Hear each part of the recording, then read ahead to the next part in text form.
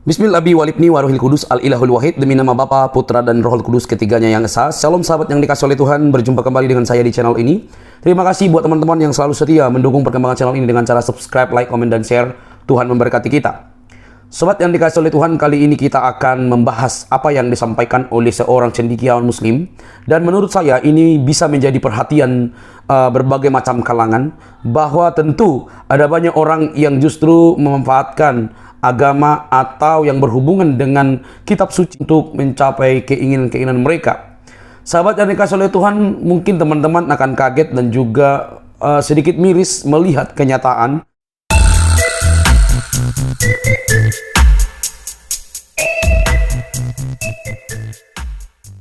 Harun itu ngajak mereka pergi dari Mesir untuk menuju ke satu tempat yang dijanjikan oleh Allah Subhanahu wa Ta'ala. Ketika Nabi Musa itu datang ke sana, ke tempat itu, bertemu dengan orang-orang yang orang-orang itu kasar, gede. Inilah yang dinamakan dengan orang-orang Filistin. Jadi orang-orang yang memang asli di situ, orang Filistin. Jadi orang-orang yang memang asli di situ, orang Filistin. Maka kita kenal sekarang namanya daerah Filistin atau Palestina. Ini adalah bagian yang kedua dari rangkaian kontra narasi saya terhadap narasi Felix Xiao di dalam video dia soal Baitul Maqdis dan krisis Palestina. Dengan segala hormat, saya beranggapan bahwa Felix Xiao melakukan sebuah penggiringan opini dalam hal konflik Israel-Palestina. Sekali lagi, saya ini sebenarnya enggan untuk membahas topik ini karena saya tahu bahwa saya akan melawan narasi mayoritas. Ini adalah konflik politik yang sangat pelik sekali dan ini sangat sensitif. Tetapi dengan melihat video Felix Xiao dengan reaksi yang muncul dari netizen, akhirnya saya memutuskan untuk melawan segala misinformasi dan malinformasi di dalam video tersebut. Misinformasi adalah karena saya menganggap bahwa Felix menyampaikan beberapa data yang tidak akurat dan tidak sesuai fakta. Dan malinformasi adalah karena Felix menyampaikan penggalan data yang disertai dengan penggiringan opini untuk menjelekkan pihak Israel tentu saja. Bukanlah sebuah informasi yang menyejukkan tetapi cenderung memprovokasi. Siapa bapaknya Israel? Atau negara Israel itu? Laknatul negara Israel itu itu. Bagi saya ini menebar kebencian dan kita harus berhati-hati dengannya.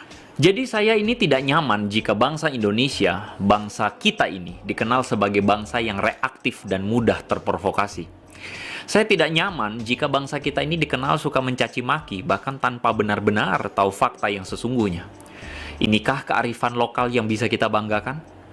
Nah, jika masyarakat Indonesia tidak dewasa seperti ini, saya rasa Anda setuju dengan saya bahwa kita harus melakukan sebuah upaya untuk mencerdaskan bangsa. Nah, karena itulah video ini muncul sebagai opini pembanding.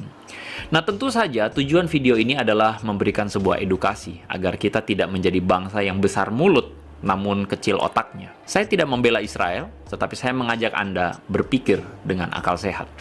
Tapi jika Anda belum apa-apa sudah baper dan sewot, tanpa mau membuka pikiran terhadap data yang saya sampaikan, mending Anda stop aja, lalu kemudian Anda cari video main layangan atau video main petasan yang nggak ada faedahnya.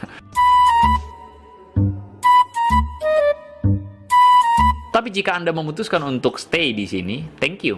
Video pertama sudah saya rilis, ini adalah video yang kedua yang secara khusus akan membahas tentang apakah benar penduduk Palestina yang asli adalah bangsa Filistin. Dan dari itu, Felix ingin seakan-akan mengatakan bahwa bangsa Israel tidak memiliki tempat di tanah Palestina. Apakah benar tesis atau opini dari Felix Xiao tersebut? Kita investigasi sekarang.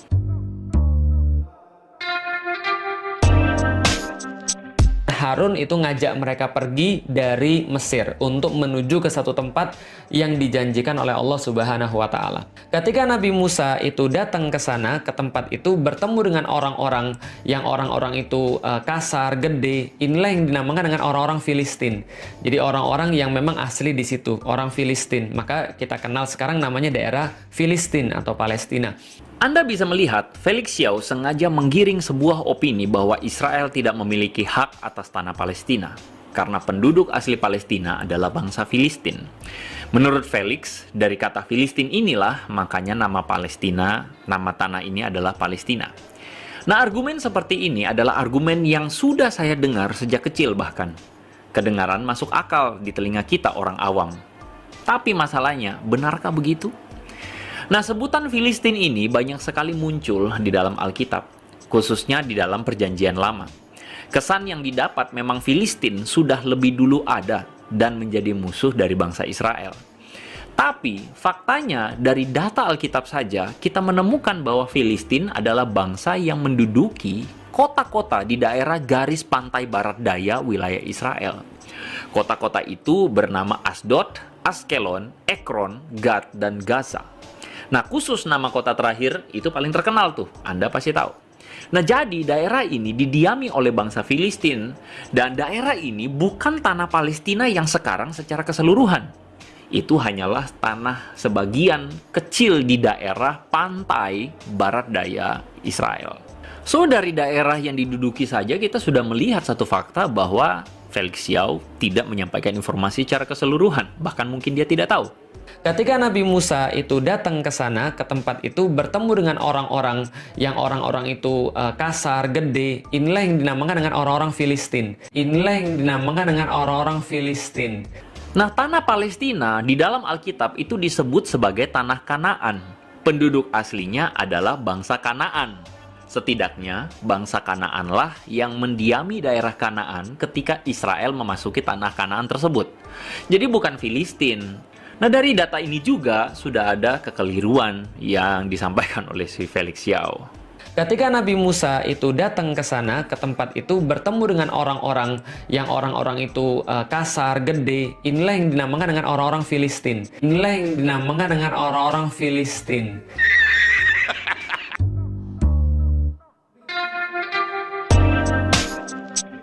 Kita lanjut lagi ya. Investigasi lebih lanjut itu menunjukkan bahwa bangsa Filistin rupanya adalah bangsa pendatang. Bangsa pendatang di tanah Palestina.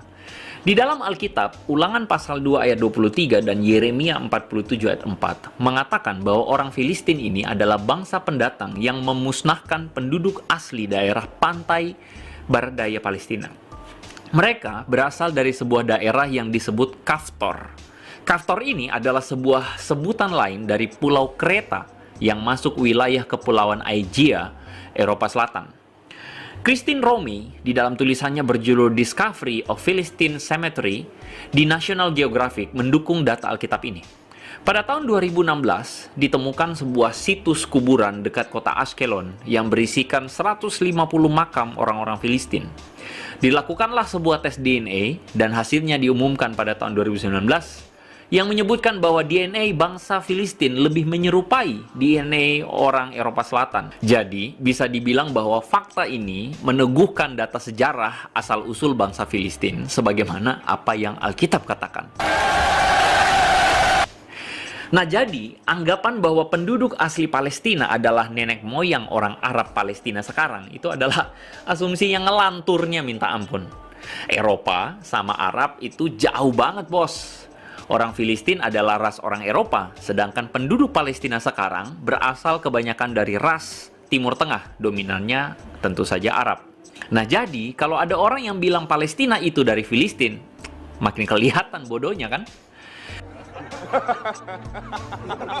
Eksistensi bangsa Filistin ini kemudian menghilang pada akhir abad ke-5 sebelum Masehi, yakni pada masa invasi Babel dan berlanjut pada pemerintahan kerajaan Persia. Nah, jadi ketika bangsa Israel pulang dari pembuangan di Babel untuk membangun kembali bait Allah di Yerusalem, entitas bangsa Filistin itu sudah tidak ada. Jadi sampai pada masa Yesus, bahkan sampai pada masa penghancuran bait suci oleh Roma, Filistin ini sudah tidak pernah ada. Nah, pertanyaannya adalah, dari mana kemudian nama Palestina itu?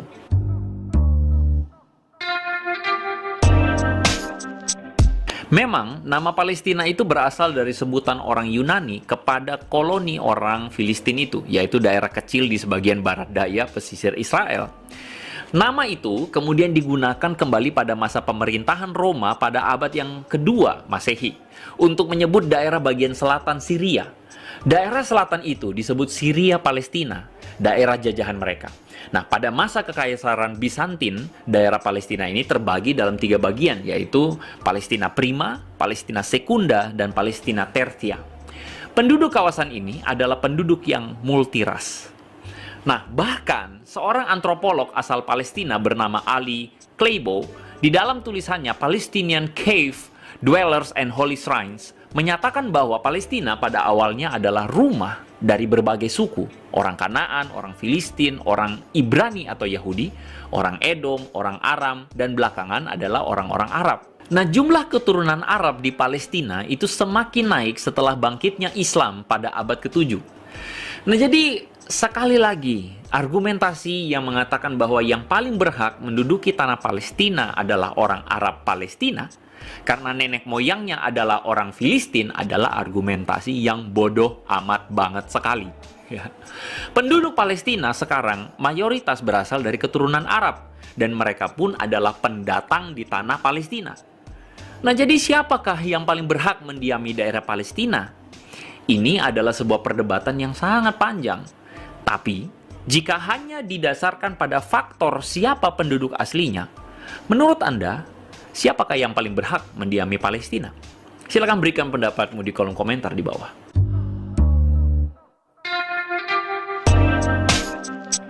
Almarhum Gus Dur pernah berujar begini, "Saya pikir ada kekeliruan menyebut Islam bertentangan dengan Israel. Ini semua adalah karena propaganda Arab. Kita harus membedakan antara Arab dan Islam." Well, saya kagum dengan pemikiran intelektual Islam seperti ini. Bagaimana menurut Anda? Jelas bahwa kita seharusnya berhati-hati dengan propaganda politik yang menggunakan isu agama seperti konflik Israel-Palestina ini. Sebaiknya, jika kita tidak benar-benar mengerti, mending kita diam. Kalau kebanyakan ngomong padahal gak benar-benar ngerti, ya malah makin ketahuan bodoh. Bangsa Indonesia haruslah menjadi bangsa yang maju dan beradab. Maju di dalam pemikiran, beradab di dalam merespon juga. Jangan atas nama agama makin kelihatan bodoh. Anda setuju bukan dengan saya? Dan saya setuju apa yang disampaikan oleh cendikiawan Muslim ini. MUI apakah bertindak? Tidak juga gitu. Malah memberikan hadiah kepada para mualaf dan kepada orang-orang yang notabene itu sudah terbukti dan dibuktikan mereka bukan pendeta, mereka bukan pernah sekolah di STT dan segala macam itu. Mereka hanya kepengen hebat dan mencuri panggung yang harusnya bukan untuk mereka, tapi akhirnya untuk mereka karena bualan-bualan mereka. Sahabat, hal ini menjadi penting, ya. Hal ini menjadi penting untuk kita koreksi. Dalam firman Tuhan dikatakan, bapa dari segala pendusta ialah iblis. Ya, iblis bapa segala pendusta, ya. Yohanes 8 ayat 44. Kalau kita membaca dengan teliti, dikatakan di situ bapa dari segala pendusta itu iblis. Sahabat, kita diajarkan untuk jujur, diajarkan untuk menyampaikan kebenaran, fakta yang sesuai dengan kebenaran itu sendiri. Mari cerdas, semoga ada banyak orang cerdas dan tidak memanfaatkan agama untuk memperluas, memperbanyak, bahkan tidak tahu apa-apa sebenarnya. Sampai di sini video saya. Jangan lupa untuk mendukung dengan cara subscribe, like, komen, dan share. Tidak usah kepanasan, karena ini bentuk respon kita untuk para mualaf yang notabene sudah dibuktikan namun masih digandrungi.